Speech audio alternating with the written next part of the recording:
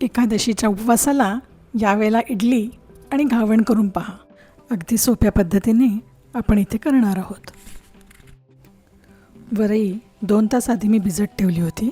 आता यातलं पाणी काढून आपण हे मिक्सरमधनं वाटून घेऊया. मिक्सरमधनं एकदम बारीक वाटायचं आहे आणि पाणी समप्रमाणात घ्यायचं आहे. आता यामध्ये थोडंसं पाणी टाकून आपण हे व्यवस्थित पातळ करून घेऊया.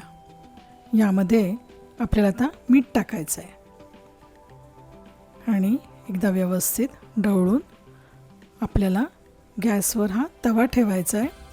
तवा चांगला तापून घ्यायचा आहे. त्यावर तेल टाकून असं टिश्यूने व्यवस्थित पुसून घ्या. कपाने किंवा पेल्याने मिश्रण आपल्याला असं साईडनी ओतत मध्ये ओतायचं आहे. पहा, त्या जाळी छान सुटते आहे आणि यावरती अगदी अर्ध्या मिनटाकरता आपल्याला झाकण ठेवायचं आहे.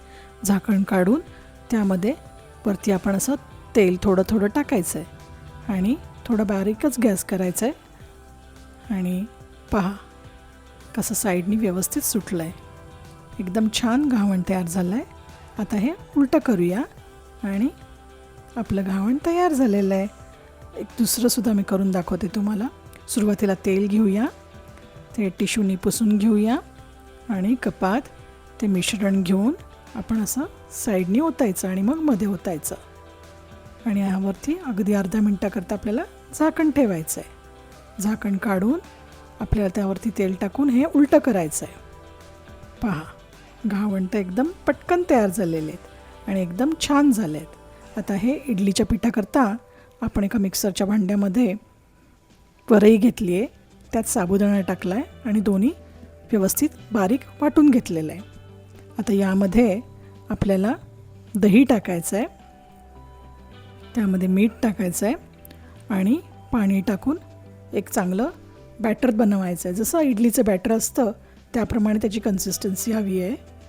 तर आपण हे पाणी टाकून व्यवस्थित मिक्स करून घेऊया आणि हे मिश्रण आपल्याला एक 15 ते 20 मिनटाकरता बाजूला ठेवायचं आहे. पर्यंत आपण उपवासाची चटणी बनवून घेऊया. हे खोबरं टाकलेलं आहे, त्यामध्ये मिरची, जिरं, दाण्याचा कूट, थोडी साखर, दही आणि मीठ. काहींना उपवासाला कोथिंबीर चालते. कोथिंबीर चालत असेल तर टाका आणि हे असं व्यवस्थित बारीक वाटून घ्या. आता यावरती आपल्याला फोडणी टाकायची आहे. यावरती तुपाची फोडणी द्यायची आहे. तुपात जिरं टाकून ही यावरती आपण फोडणी ओतलेली आहे. चटणी आपली तयार झालेली आहे. आता आपलं इडलीचं जे मिश्रण आहे ते पण व्यवस्थित भिजलेलं आहे. आता काय करूया, त्यामध्ये इनो टाकूया आणि थोडंसं पाणी टाकूया म्हणजे ती प्रोसेस व्यवस्थित होईल आणि जे आपलं मिश्रण आहे ते चांगलं व्यवस्थित फुगून येईल. पहा, आता इडलीच्या पात्राला मी तेल लावून घेते आणि हे मिश्रण त्यामध्ये भरून घेते आणि एका साईडला इडलीच्या पात्रात मी पाणी गरम करत ठेवलेलं आहे. आता एकामागून एक व्यवस्थित आपण ठेवून चांगली ह्यांना वाफ घेऊया.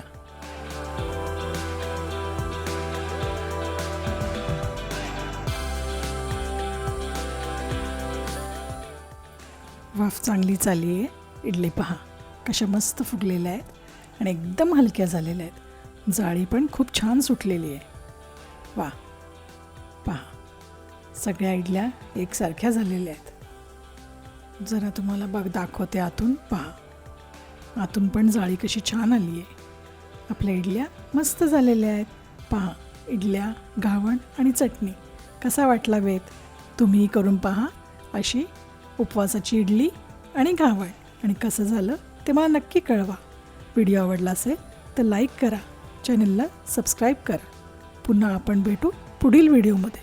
तोपर्यंत धन्यवाद.